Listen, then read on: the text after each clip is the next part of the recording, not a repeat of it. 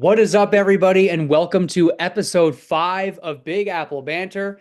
I'm your host, Crystal, joined by J-Man as always, and our very first guest on the show, Connor Hughes, one of our boys from home. Connor, pleasure having you on tonight. Hey guys, thanks for having me on. Happy to be here.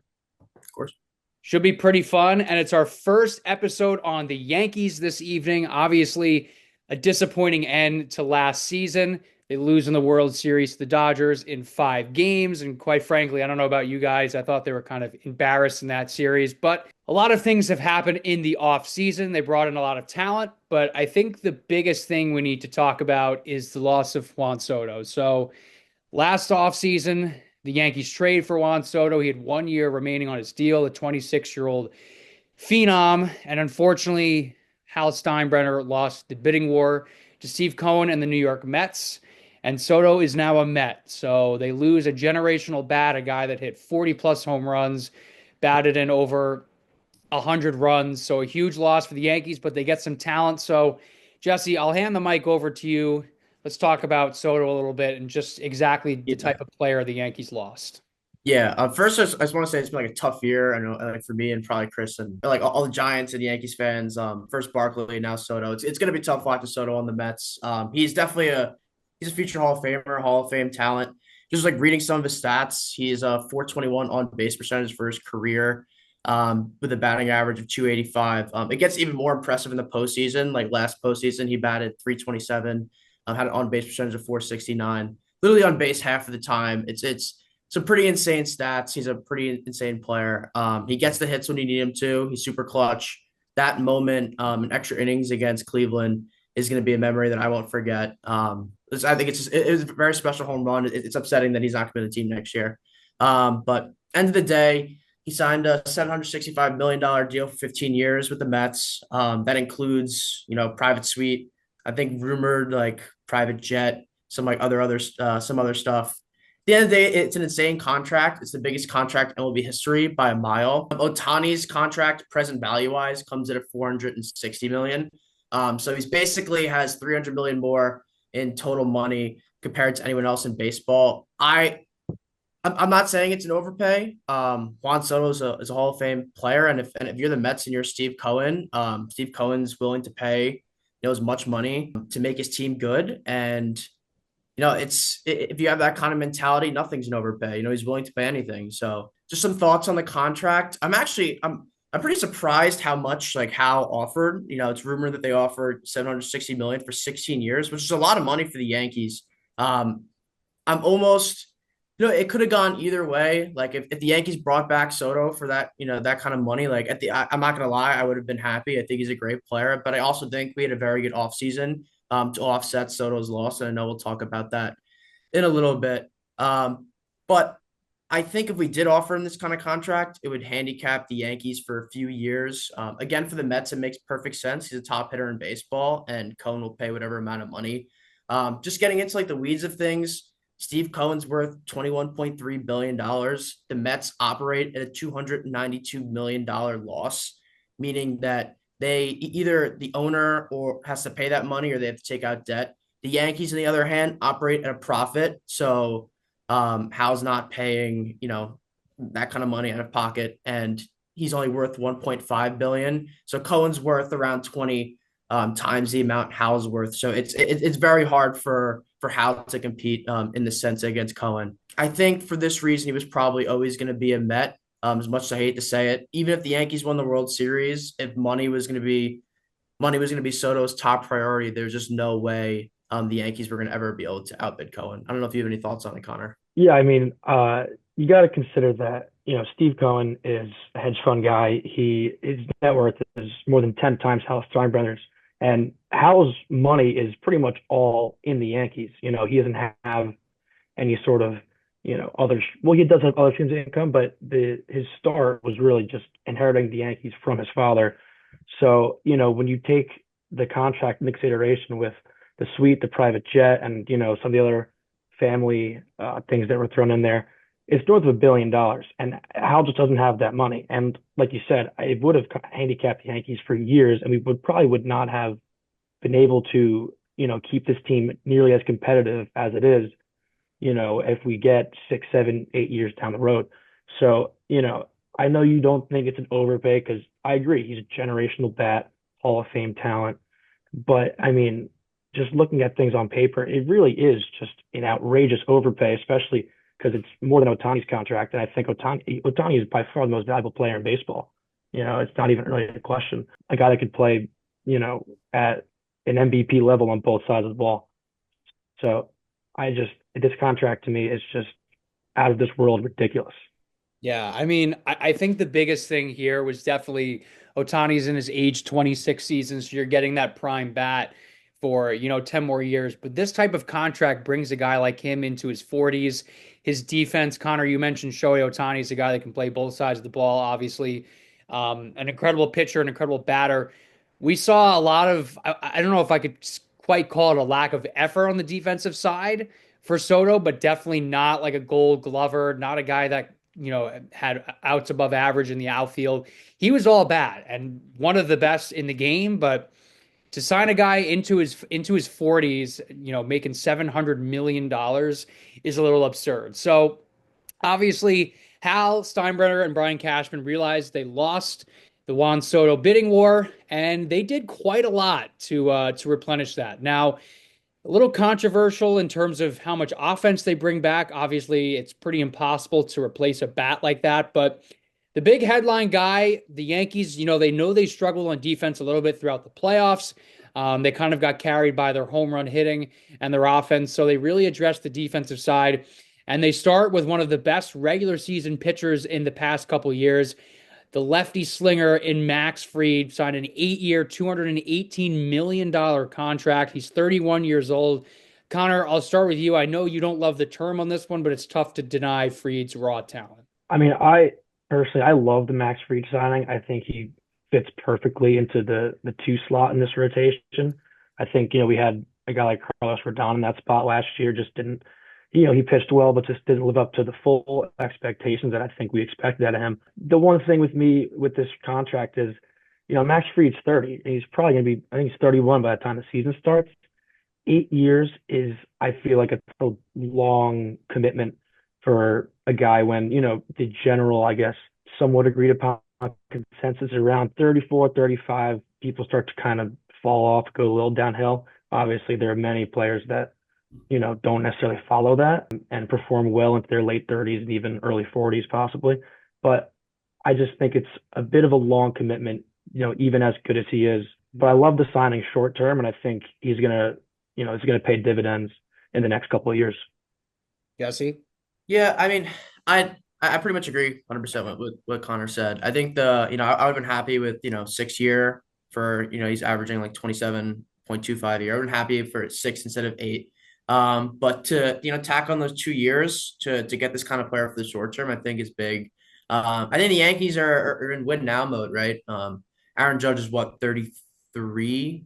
I think he's getting up there. Cole's getting up there. This is the time to win now. He's a 3.07 career ERA. The last 4 years, 3.25, 2.55, 2.48, 3.04. I mean, this guy's an ace on probably every team, but maybe 10. He's a fantastic pitcher. I'm looking forward to seeing him pitch. I think he's perfect for the Yankees rotation. Rodon was not like the lefty all-star we were really looking for. I think Fried could be. Fried is a fastball. Probably clocks in around like 94 miles an hour, and he's a really good curveball that slows you down around like 75. We don't really have that kind of pitcher in the rotation, and I think he could add something that complements to the entire rotation. And I also think he's going to be a star in the rotation along with Cole. I think most importantly, this guy was the pitcher in Game 6 against the Astros, clinched a World Series, something the Yankees haven't done in over 10 years. So to bring in a guy like that who's done it on the biggest stage, and we were talking before, a lot of people criticize his playoff ERA, but there's probably 2 to 3 games that really inflate that overall ERA.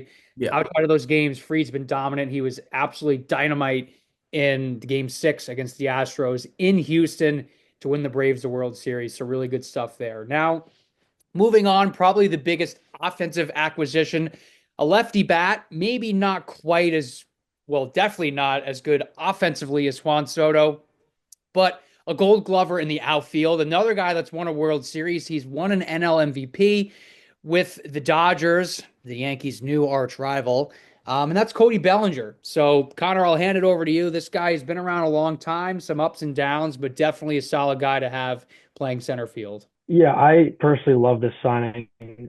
Number one, it allows Judge to move back to his natural position in right field. I think having him play center, it just made sense because, Soto's defense wasn't great. And for a guy with a bat like that, if he wants to play right field, by all means, he can play right field. But I like having Judge back in right. And Bellinger's a guy that I think has much more range in center field. So I think the defense could improve.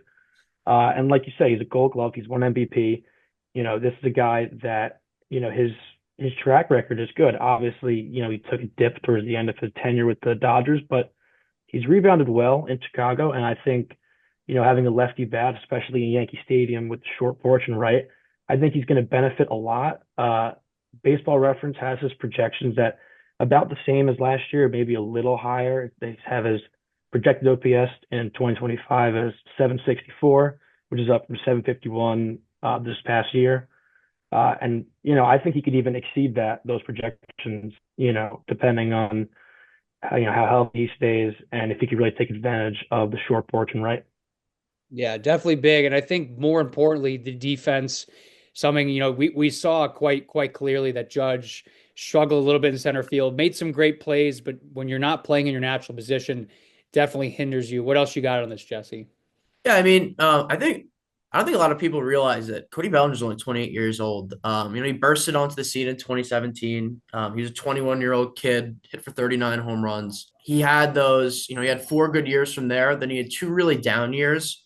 Went to Chicago, got his WAR back up to 4.4, got his batting average up to 3.307. Last year he batted 266 with a 325 on base percentage. I mean, this guy's a great hitter. He's relatively young. He's a good fielder. I think he's a great addition to the team, especially with what Connor was saying, the short porch and right. Excited to see him play. He doesn't really hit so great in the playoffs. I saw a 211 playoff batting average, and as much as I love him, Aaron Judge, isn't the greatest playoff hitter, and you're looking for other guys to potentially step up. Hopefully Judge is able to figure out. Hopefully Cody's able to figure it out. But we need guys hitting the playoffs. I know like this next guy that we're going to talk about definitely does. So Yeah, this next guy been around for feels like a century at this point. Paul Goldschmidt, the Yankees kind of let Anthony Rizzo walk, so that first base position came available. A lot of controversy about what they were going to do. There were the Pete Alonso rumors that would have been fun, but the Yankees settled for somewhat of the safer option, but I would say somewhat of the underrated option. Paul Goldschmidt, he's a four-time Gold Glover. We talked about, the Yankees defensively really struggled, especially in the World Series. I feel like Game 5 was kind of a microcosm of the yeah, Yankee season. They hit all the home runs, they get this big lead, and then they throw it away. And Goldschmidt has proven year in and year out that he has been an excellent defender, maybe offensively has slowed down a little bit, but still a great player nonetheless. He's been around for a long time. They signed him to a 1 year, $12.5 million contract. Jesse, I'll hand it to you first. yeah, I got a decent amount of thoughts on Goldschmidt. Just like going back to 2021, like his batting average was in that year 0.294, then it was 317, then it was 268, then it was 245, and his on base percentage kind of tracks along with that. Like last year is definitely a down year for him compared to other years. His WAR is probably averages around like 5-ish. Last year was only 1.3. Definitely a down year hitting wise. I mean, you saw with Cody, like he was able to bounce back in 1 year. Like for Paul, it was only 1 year. I'm hopeful that he comes out this year and he's able to hit. The Yankees gave him a 1 year, $12.5 million contract. It really isn't that much. I saw a lot of people didn't like the Goldschmidt signing, and I think at the end of the day, if Paul doesn't perform, we can look for an option at the deadline. And 12.5 million isn't a crazy loss. I'd also like to mention he's a big playoff hitter. He's hit. I'm looking right now. He's hit 8 home runs in 23 playoff games, which prorated on a 162 game season would be 56 home runs. He really is a clutch hitter in the playoffs, and I think it's something that we need. I'm not sure if he's gonna be able to replicate that production from early on in his career in the playoffs. If he I mean, hopefully Yankees do make the playoffs this year, and he's batting well. But we'll see what happens. If the Yankees don't make the playoffs, we should probably just wipe this entire episode. Yeah. That would I be don't want quite, to jinx anything, so I didn't want to say it. that'd be quite the shit show. But Connor, I mean, like this guy is almost Mr. Consistent. He's a four-time Gold Glover. Like, do you think his veteran leadership brings anything else to the locker room outside of his, his ability to be an incredible baseball player? I mean, 100%. I think, this is a guy who comes in with, plenty of playoff experience. He's won, however many awards, four Gold Gloves. He won an MVP only 3 years ago when he was 34. Yeah. So this is the guy that could still hit. His OPS plus only dropped below 100 just last year, and it was 98. So he's been batting above league average his whole career, essentially, except for last year. And at the end of the day, I think he will 100% produce in Yankee Stadium. And I also just think that, as a guy who's, this is going to be his 15th season. He has so much that he can give to the younger players on the team. And, a guy who played first base, he's pretty young for us. It looked somewhat promising. A guy like Ben Rice, I think Goldschmidt could, really help him, take his game to the next level. Yeah. Yeah, and I mean, like we talk about the first base position. The Yankees really in the playoffs last year did not have a Yeah. slugger at first base. It hasn't been really since DJ LeMahieu, who kind of blew up a couple years ago. He's fallen off a cliff. We'll get into him later. But the Yankees don't really need Paul Goldschmidt to hit 25, 30 home runs because they haven't needed that in the past. I think bringing his defensive value, somebody that can get, outs above average playing defensively at first base. Personally, if I'm Paul Goldschmidt, I'm walking in here being like, I don't need to be the hero. I was on a bad Cardinals team the past couple of years. Now I'm walking into a somewhat loaded Yankees lineup. And, the pressure to hit all these home runs is off. I got to be good defensively. So I like your point, Jesse. I think definitely at the trade deadline, they could do something. And obviously, Ben Rice is kind of a star in the making coming out, one of the Yankees' top prospects. So it'll be interesting to see how that plays out. But I think this is a pretty safe signing. Like you said, not a whole lot of money. But we'll move on now. More of a bigger name here. The guy that basically started the Mets Cinderella run in the playoffs. Kind of controversial there. But Devin Williams, one of the best relievers in the game, obviously. A lot of slack for the Pete Alonso, the polar bear heroics in the playoffs, sending the Brewers home. But pretty undeniable that Devin Williams is one of the best closers in the MLB. I think most people can agree on that. Connor, what do you got? I think this is a great signing. We might have traded for him, but great pickup in the offseason. We saw Holmes kind of lose out on that closer role towards the end of the year as Luke Weaver really emerged as the guy. But Weaver was a guy who started his career as a starter. And so he's a guy that could throw for a while. And I kind of would like to have him be able to pick up multiple innings. And so I think getting a true, pure closer in Devin Williams was a great signing or great pickup. And I think he will really elevate this bullpen. Not too much, I don't think, but it's better than Weaver as well as he's played. We're gonna have a pure, real, closer in that role and allow Weaver to pick up innings elsewhere. And I guess he kind of fills in where Clay Holmes is now gone. But I think this was going to work out well for us. Yeah. Yeah. I think this guy's he's an elite closer. I think what happened in Milwaukee against the Mets was just I didn't even think it was a bad pitch. Alonso just had like a really good moment. I think Williams, he had a below 2 ERA in 4 out of his 6 seasons. He's only had 10 blown saves in his entire career. I think we had more blown saves as a team last year. He's going to be the closer. It's no doubt about it for me. I love Luke Weaver. I think he's going to be the setup guy. Hopefully, maybe Weaver pitches 7 and 8, and then Williams can pitch 9. I think he's an outstanding pickup by the Yankees. He's gone through his fair share of injury problems. If he can stay healthy, he's gonna be a great closer. It's interesting with Williams because he was kind of in Josh Hader's shadow for a little bit. But once Hader was traded to the Padres in 2022, it was just like, Devin Williams was like the best closer in the NL, I would say. Yeah, it definitely feels like the Yankees have a more solidified rotation in terms of who is pitching where. It felt like last year Luke Weaver kind of went on that crazy Cinderella run, maybe playing a little bit above his pay grade. So he'll probably drop down to earth again. So it's nice that the Yankees have kind of addressed that. And, they decided they brought in some offense, but they really decided to bolster up the defense. That was really their weakness last year. And they really decided, we're gonna make our infield better, our outfield better, and our rotation better.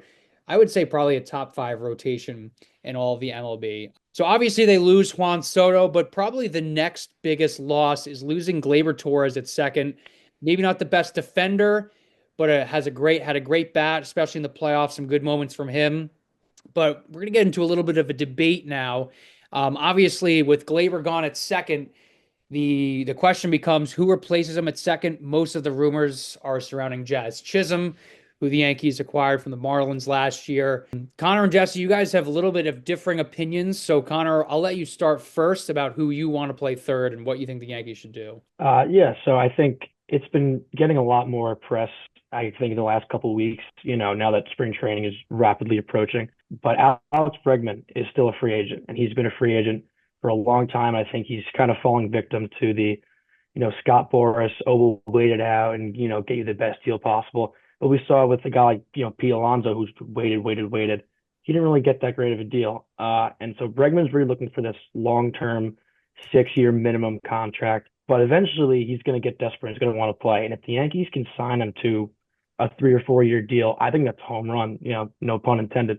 But I just, this is a guy that has great playoff experience. He's won 2 World Series. Yes, one of them being the 2017 Astros World Series, So, that leaves a bit of a sour taste in our mouth. But, he's won a Gold Glove. He's won a Silver Slugger. He was, a part of these 2 great World Series runs. I think he's a guy that would, provide a lot to this team, not even just in the regular season, but especially in the postseason. And it allows Jazz to, play his natural position at second, which Jazz was fine at third.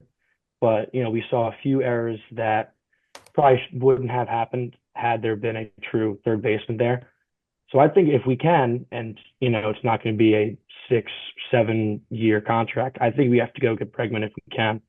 Yeah, I mean, Yeah. even forget the World Series. I mean, up until this year, the Astros were in the ALCS every single year since 2017. So you don't even need the world. Obviously, the 2 World Series are nice, but this guy was in the playoffs making deep runs every single year, always at the top of the American League.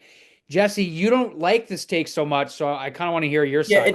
it just gets back. I mean, look, if the Yankees were the Mets right now and we had Steve Cohen as our owner, I'd say, sign Bregman, doesn't matter, he's going to pay the money. I think at the end of the day, Hal is looking to cut. Well, he's not looking to spend like crazy money, and Bregman's looking for, I think it's rumored like 25 to 30 a year. He's looking for pretty crazy money. He's 30 years old, especially if he gets like a 5-6 year deal. It's just too much money. We already have 15 million invested in DJ. I mean, it's a terrible contract now, but you still have to pay him. I think instead of Bregman, I think what they're going to do, and I think this is what they should do at this point in their current situation, is they're going to have like a position battle between DJ and Oswaldo Cabrera. And I think DJ is going to win the battle, and I think DJ is going to start the season, and I think he'll probably end up splitting time with Waldo.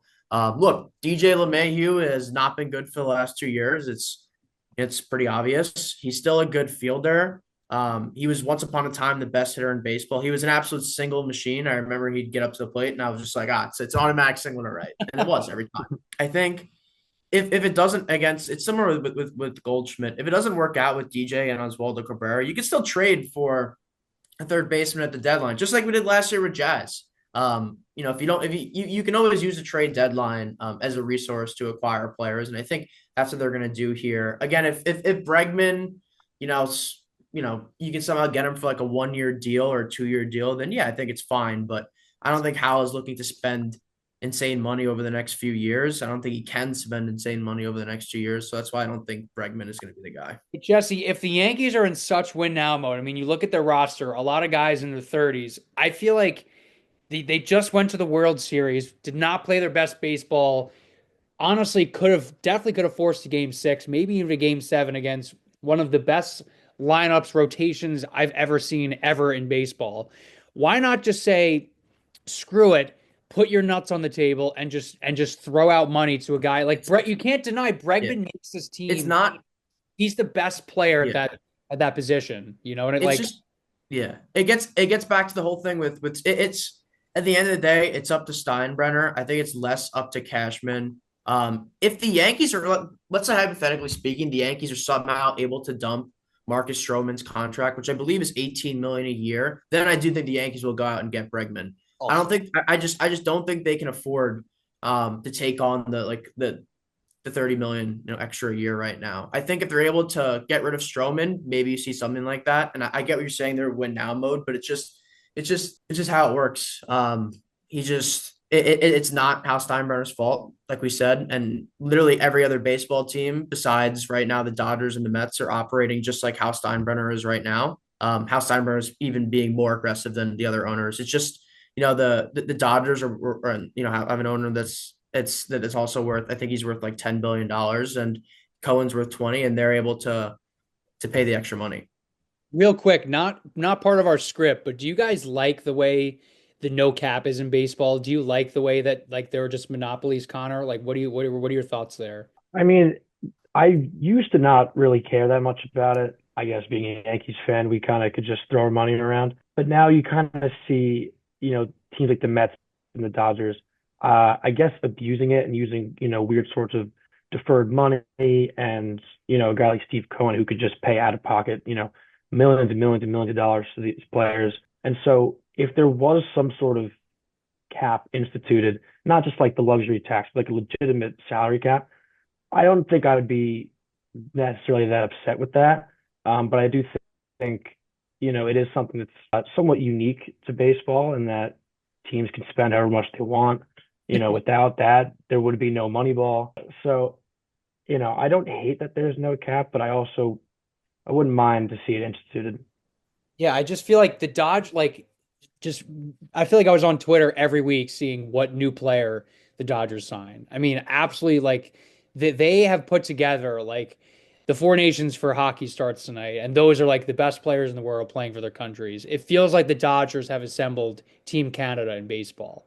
You Yeah, know, it's just McKinnon, McDavid, like all they have so many starting pitchers. It's like who even gets day one? They have like two full rotates. I mean, I don't know what you think, Jesse, but like yeah. I think look, the Yankees, and this is the honest reality. Like the Yankees were the Dodgers for 50, 60 years back. Yep. Probably in the 1900s, and I as a Yankee fan, I can't say I'm for salary cap, and that's when it resulted in a lot of our World Series wins not having a salary cap. I think there should be, which is interesting. I do think there should be a salary floor. I don't think a team like I think the Athletics only have like a payroll of like 85 million. Not serious. Like Luis I Severino is like their highest paid player, and he yeah. has like $67 million Yeah. contract. That's like the I highest. feel I feel bad for their fans. Like that shouldn't be allowed. I think salary cap wise, like if the owner is like if the owner like Steve Cohen's willing to pay that kind of money for his team to win, then I think that should be allowed. And I think the players are in agreement too, because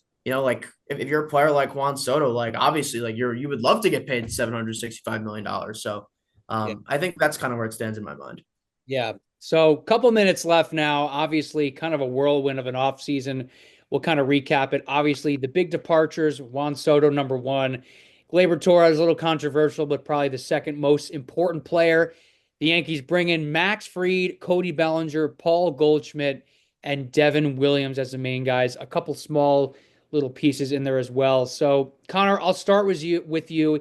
Is this 25-26 Yankees team better than last year's World Series team? Uh, I think they are. And I think, the plan A obviously was to re-sign Soto, but the plan B, you can use that money and then fill, all the other holes and gaps that you have on the roster. And like we discussed, they did exactly that. Defense was a major problem, especially in the playoffs. We saw Gleyber bobble a couple balls, Judge of all people, the MVP, drop that ball in center field. That kind of set off that opened the floodgates to the Dodgers to regain their momentum. So, I'm glad that we were able to really improve the defense. And to me, also, losing Verdugo and then bringing up Dominguez, we finally will get a full season of Dominguez. I think he's going to play great. And I think that even though losing Soto hurts, I think that the additions to this team will outproduce the guys who have left. Jesse?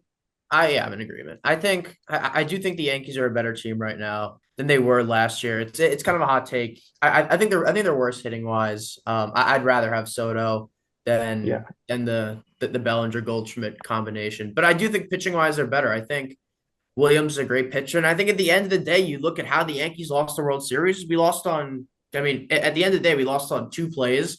We lost because Aaron Boone, which I mean, we could talk about another time. I don't think the Yankees should have brought back Boone, but Aaron Boone puts Nestor Cortez in the mound instead of Tim Hill, and we yeah, lost on that at bat. That could have been ridiculous. a win. And then Aaron Judge drops a ball. Garrett Cole doesn't cover first, and then there was a bad throw from Volpe, and then I think it was Jazz couldn't scoop it up. Then we win that game.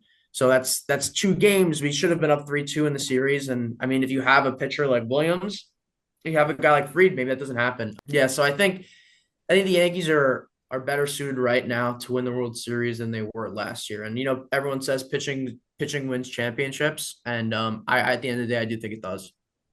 So if we're looking at overall expectations, right? The regular season, I feel like for a team that's proven they can get to the postseason, make some noise, get to World Series, I'm not too worried about the regular season. I mean, if Judge wins another MVP, great, whoop-de-doo. He's got a lot to prove still, and I think in most Yankees fans. So are you guys on the World Series or bust train? Like what would you say? What would be a failure of a season versus obviously successful is winning the World Series, but what in your eyes would be like the minimum they would have to do in order to Yeah. be a successful year? Yeah, it's got. I mean, it's World Series or bust for me. I'm gonna be disappointed if I don't see a World Series. Like I'm pretty much tired of all of it. Like I can only get joy about the Yankees through like my dad telling me stories about them in like the '90s. Like it's just gotten to the point where like I can't remember the last time the Yankees won the World Series because I was too young in 2009. And I've never seen it. And like the Yankees are the greatest franchise. They are the 127 World Series. Like I want to see one. Like I'm ready for it. We were close last year, and just anything besides the World Series, I'm gonna be super disappointed. Yeah, Connor? Yeah, I'm pretty much in the same boat. They've been too good and too competitive for so long to not really have anything to show for it. And this year we finally win the pennant for the first time, and I think since the World Series run in Yes, '09. it was. And it's frustrating to get so close and then have to come up and draw the Dodgers. And I know the nickname for the Yankees going back a while was like the Evil Empire. But now the Dodgers have kind of taken over that role, and it's and I didn't think I'd ever be saying this, but in a way, the Yankees are somewhat of an underdog, I guess, in the grand scheme of things. And now that the Dodgers are just, they've assembled one of the best teams, top to bottom, I think I've ever seen. yeah, it's insane. In any Um, sport, really in any sport, I've no, really, yeah, it is ridiculous. Like their bullpen is one of the best I have ever seen, and I think yeah, it's World Series or bust.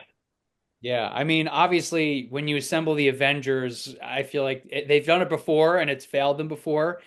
But I mean, realistically, if we look at the Yankees' path, who are the true threats to the AL? They kind of own the Guardians at this point.